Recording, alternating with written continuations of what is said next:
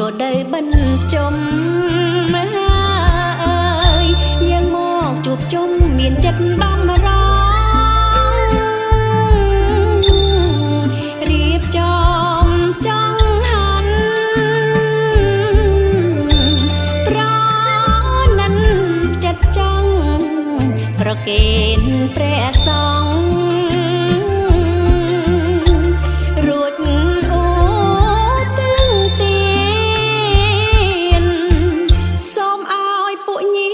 ស្លាប់ទៅហើយចូលនាងបានស្បើយផុតចាស្រែកគ្នាអនុមោទនាក៏សារផលទានសម្រាប់ជាយានទៅសង្កតេ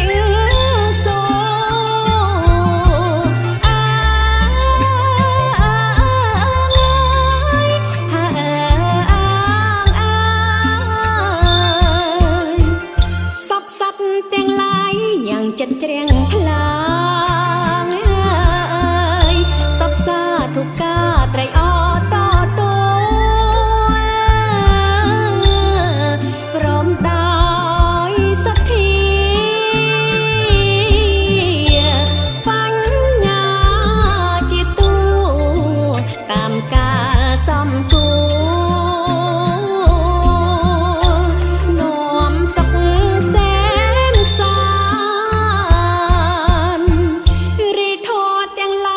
មានចិត្តជាធំ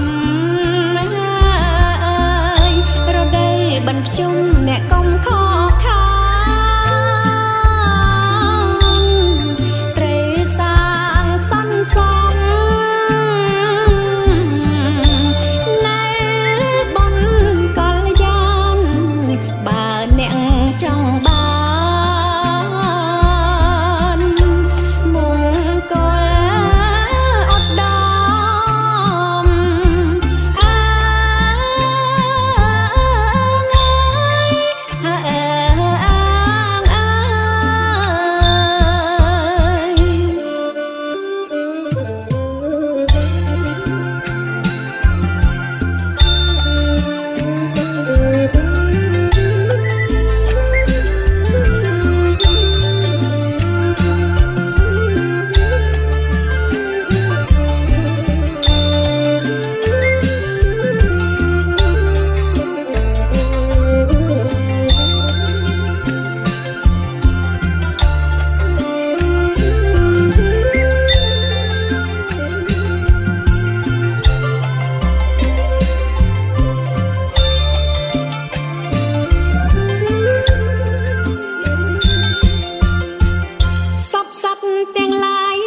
ចិត្តជ្រៀងខ្លាំង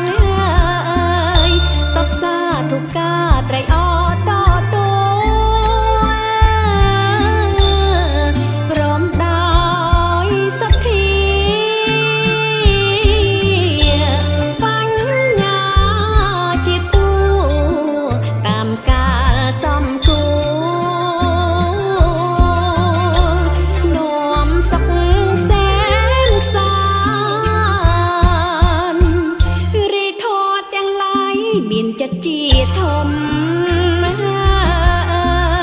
រដូវបិណ្ឌជុំអ្នកកុំខក